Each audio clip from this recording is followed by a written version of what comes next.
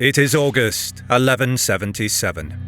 Under the baking oriental sun, Philippe of Alsace disembarks in the Acre harbour and heads into the cool shadows of its sumptuous towers.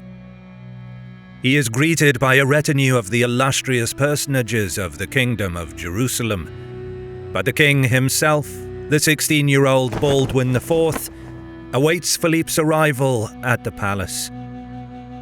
Just offshore, anchored on the sparkling blue of the Mediterranean, an armada of over 150 galleys of the East Roman Empire are ready to carry Philippe's men and the army of Jerusalem to retake Egypt. The warriors of the cross whisper their prayers and prepare to march. Across the horizon, a shadow stirs. Their greatest foe gathers. Saladin.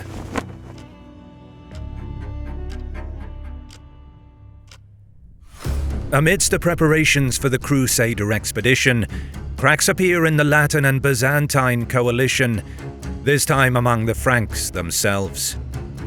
While Manuel Comnenos's unimaginably expensive navy lies off the coast, awaiting allies to embark on the greatest campaign in Christendom since the First Crusade, Philippe squabbles with Baldwin over regency and marriages. Baldwin, ill not only from his ever-expanding leprosy but also a recurrent malarial fever, wishes for Philippe, who is his first cousin, to take the custodianship of the crown. But Philippe is unwilling and pleads that he has only come to the Holy Land as an ordinary pilgrim, not as a ruler. Instead, he is keen to marry one of Baldwin's sisters, Sibylla and Isabella, into his own family. This political jockeying causes consternation in the Jerusalem elite, and the ill-tempered back and forth stretches on for months. Eventually, Philippe resolves that he will move north, taking up arms with his men and fighting alongside Raymond of Tripoli and Bohemond of Antioch. Baldwin is seemingly too ill to join the campaign, so the majority of the kingdom's fighting men move with the Count, 100 knights and 2,000 infantry. Their goal is to alleviate pressure on Antioch by clearing the town of Harim, situated just 18 miles from the city. In addition, the majority of the militant holy orders join Philippe, leaving just a few of their number in the south around Jerusalem. Seeing there will be no invasion of Egypt this year, the fleet from Constantinople departs north also. Philippe and Raymond, on their way north, raid Hama before joining Bohemond in the investment of Harim. Back in Jerusalem, the silence in the palace is disturbed only by the tolling of church bells and the laboured breathing of the young king. But to the south, past the sands of the Sinai, comes the throb of war drums and the rattle of sabre and stirrup. By late October 1177, Saladin learns that the Roman fleet sailed home, and most men of the army of Jerusalem marched north. This is an opportunity that he will not pass up. Saladin marches at once and leaves his heavy baggage at Al-Arish, bringing only a train with limited supplies, so he can move faster in enemy territory. He sends numerous detachments of fast cavalry ahead of the main army, their task to loot, forage and seize weakly defended towns in order to secure additional provisions for the troops. By mid-November, Baldwin scouts inform him that a substantial force is moving toward his kingdom. Despite being tormented by his lethal malady, the young king finds the strength to assemble a force and move south to intercept Saladin at Ascalon.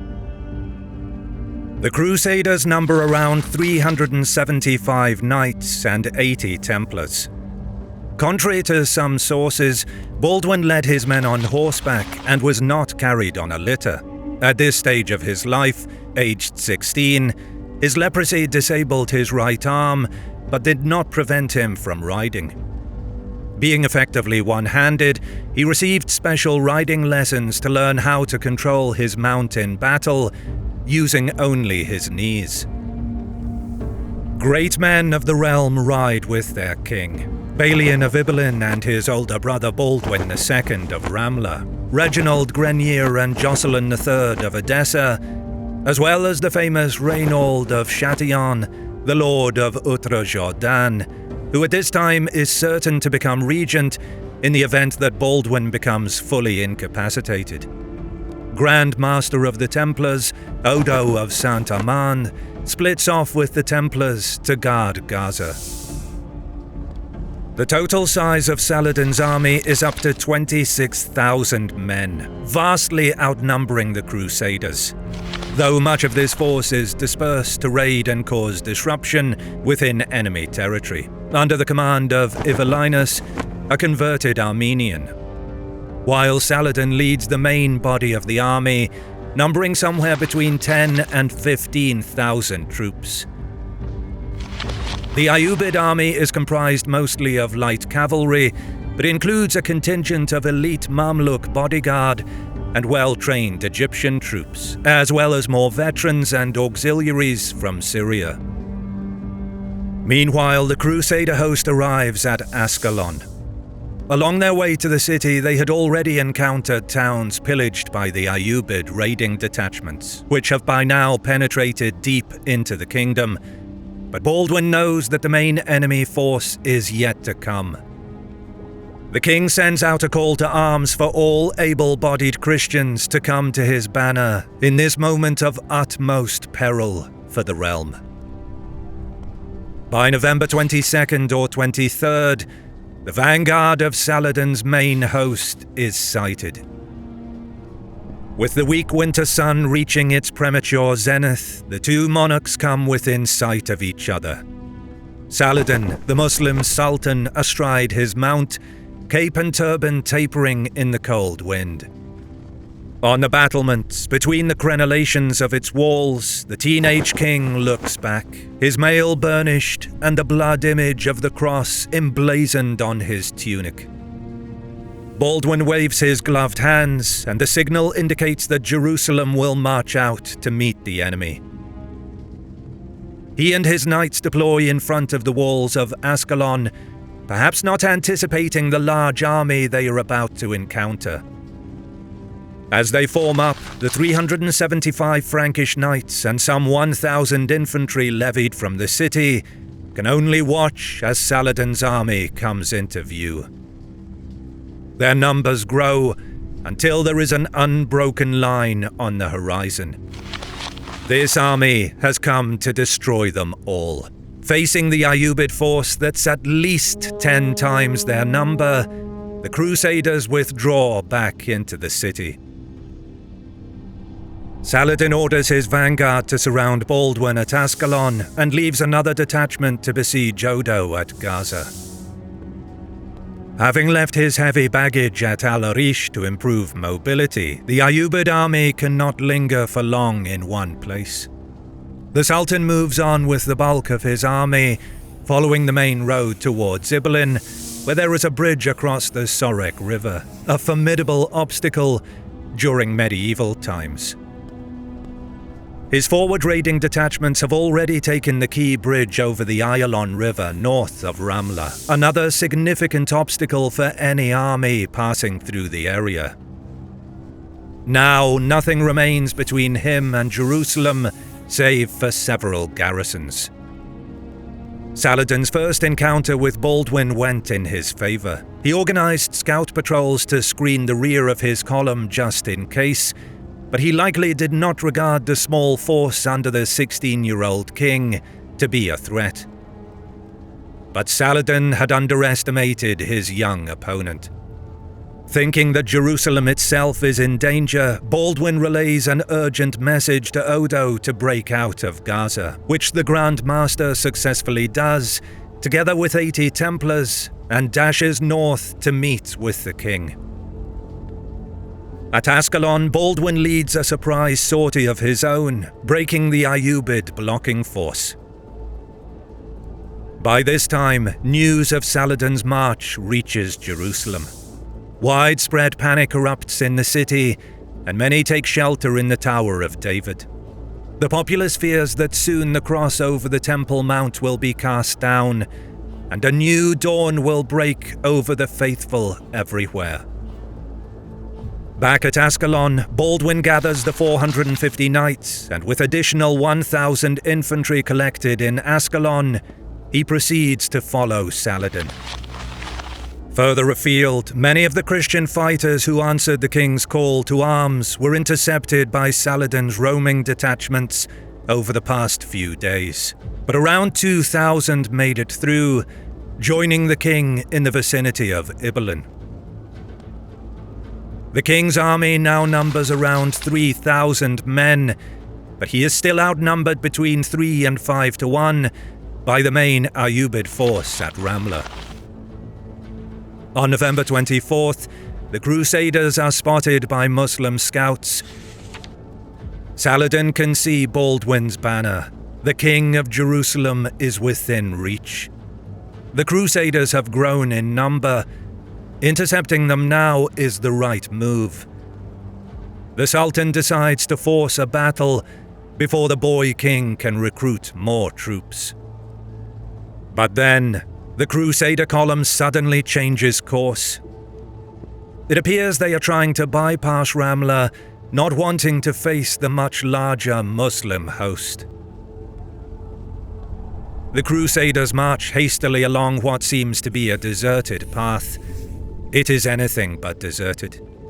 In fact, this territory belongs to Baldwin II of Ramla and his brother Balian of Ibelin, who know the lay of the land. This path is unknown to the Muslims, but the two brothers know it very well. It leads across the Giza stream and past the small town of Montgisard. They know that in November, the overflowing stream soaks the ploughed fields to its north, making the area muddy and marsh-like. If Saladin goes after them into this difficult terrain, he will be vulnerable despite his numerical superiority. King Baldwin and Reynold agree that this is where they will confront Saladin. The added benefit of choosing this location is that if the Crusaders were to be defeated, they could easily evade any Muslim pursuers by using the path to escape east into the mountains and towards Jerusalem. By the time the Sultan begins crossing the stream at Montgisard, the Crusaders are rounding the ridge to the east and going out of sight into the valley beyond.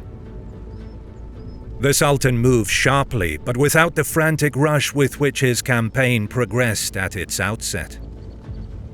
Constrained by the topography, his column piles up near the bridge, and additional effort is needed to maneuver the army through the soggy ground and across the stream's ravine. There seems to be no danger of an ambush at the crossing point, as the Crusader army is at least 3 miles, or around 5 kilometers, to the east. Saladin and his officers urge the men on, as they want to close the distance with Baldwin. By around noon, some 9,000 troops have crossed, but once the Sultan reaches the eastern side of the ridge, he sees that the Crusaders are waiting in battle formation in the valley below. At most, the young king now commands 500 heavy knights, trained in elite warfare since childhood, but these are a fraction of Saladin's 2,500 heavy cavalry. Behind the line of knights is the larger component of 2,500 infantry, assembled in the days prior to the battle. Realizing the danger, Saladin hastily begins forming his lines, but it is too late.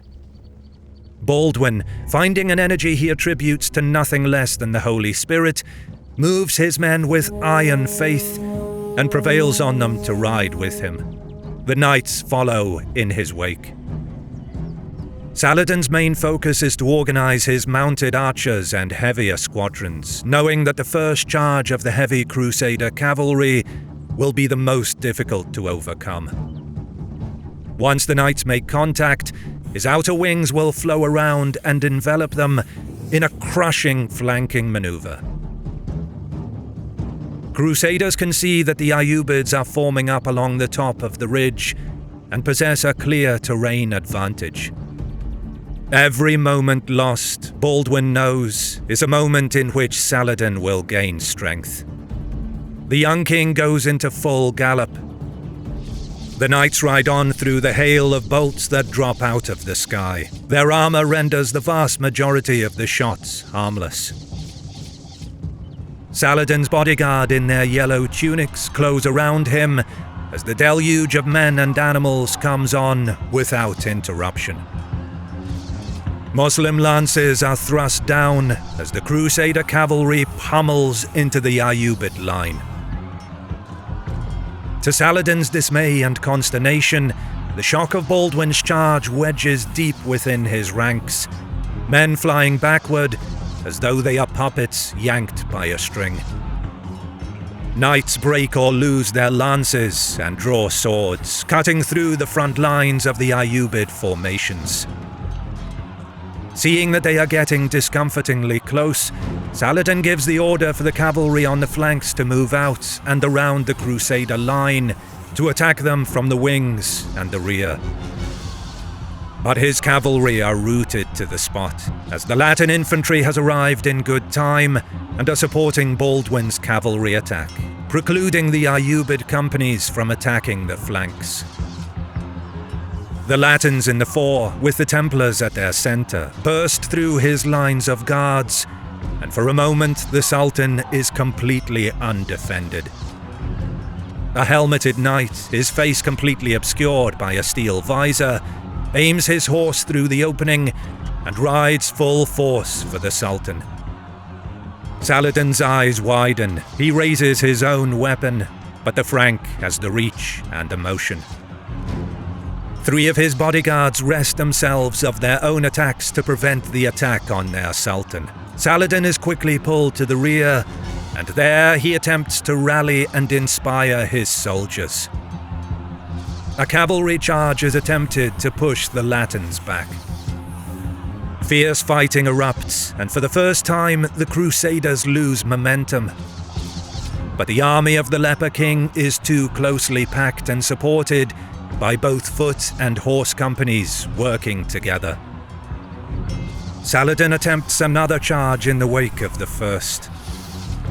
Another flurry follows, but this too comes to nothing, the desultory feeling amongst the Muslim rank and file starting to grow. The Crusaders, with the captains at their head, begin the final charge. The men of the proud army of Egypt and Syria are scattered from the field. Worse for Saladin, the enemy push has arrived just as some of his carriages clogged up the bridge. His retreating troops find themselves pressed against the river ford, resulting in massive losses. The teenage monarch Baldwin has won a victory of unparalleled decisiveness over the Sultan famed for his valor and ingenuity in battle. Exact numbers are not known, but William of Tyre writes that the Latins lost around 1,000 men, while nearly the entire Muslim army was annihilated at Montgisard. Though this is certainly an exaggeration, Saladin surely suffered significant casualties. Worse is to come for the Ayyubids in the aftermath. With their army splintering into even more disparate groups, the countryside that they had been pillaging now turns on them as the Latins and the Bedouin clans enact massacres and looting on the fleeing companies. Fast messengers are sent to Cairo, where the decree goes out that Saladin has won a huge victory and his person is safe. He and his illustrious soldiers will soon return to the city. Shrewd councillors in the citadel realize the code of these words and discern that a terrible calamity has befallen the Sultan. Saladin does eventually arrive back, having dodged the ambushes and murderous pursuers, and he begins a process of reasserting his power and rebuilding his army. The invasion has been a disaster, but it is not the end for him. Saladin's will and ambition are such that this is only the beginning. Meanwhile, Baldwin commissions a new monastery to be built on the site of his great victory, and in him, Christendom has found a new, unlikely champion. Observers and chroniclers wait with trepidatious excitement to see what fate has in store for both of these extraordinary men. If you like what you see, consider supporting my work on Patreon, and you get ad-free early access to my videos for as little as $1. You can also show your support by liking the video, commenting, and subscribing to my channel as a sacrifice to the algorithm. As always, I'll see you in the next one.